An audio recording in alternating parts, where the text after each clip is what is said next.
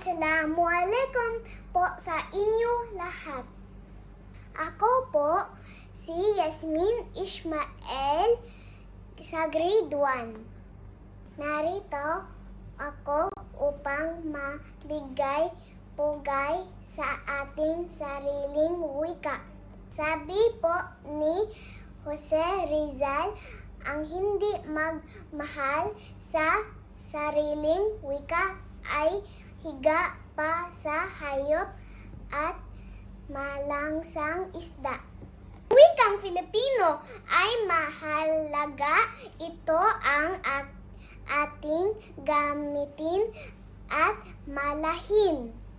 Gisang ito ng ating lahi. Maraming salamat po. Bye-bye!